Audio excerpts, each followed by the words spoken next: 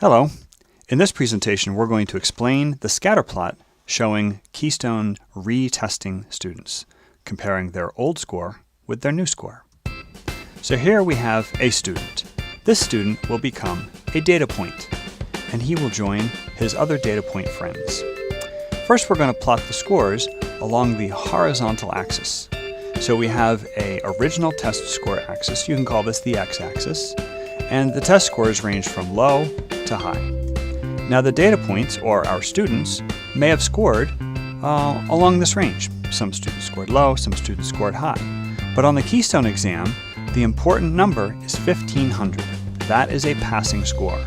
So any student who scored higher or to the right of this 1500 passed the test, and thus does not have to retest. There will be some students who did retest. That's a little complicated story. So on the original test, if they scored higher than 1500, we are not concerned about them in this video. This video is only concerned with students who failed the test and then had to retest. So anybody who is to the left of the 1500. Now, let's take a look at the vertical axis. Now this vertical axis you can call the y-axis, but we're actually going to refer to this as the new score. So we're going to say the new score ranges from low to high, and we can plot the old score against the new score. Now this yellow line, this 45-degree line, represents no change in score.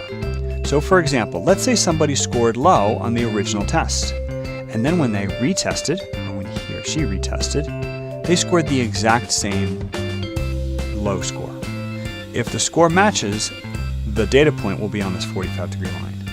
Likewise, if a student scored high on the original test, retested, and got the exact same score, the data point will also be on this 45-degree line. And you could have a whole bunch of students who are also on this line. Students who are on this line represents no change. They took the test once, then when they took the test twice, they got the exact same score both times. We really do not want students to be on this line. Typically, you're going to have students who are either above or below this line. So let's focus in on this. These three students are above the line.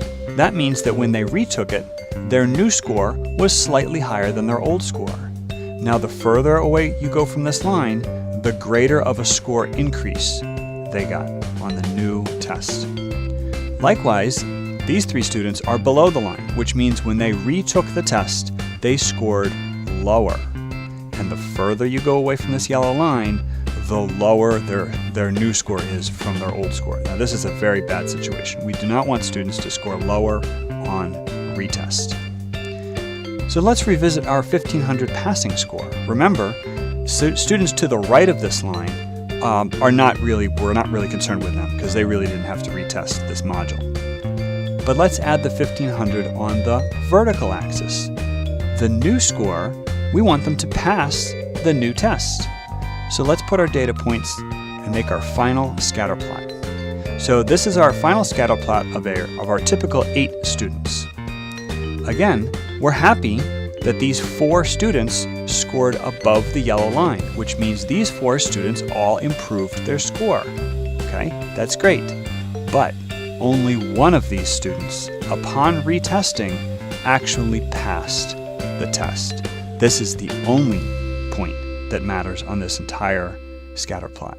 We want students to pass the test when they retake it. Thank you.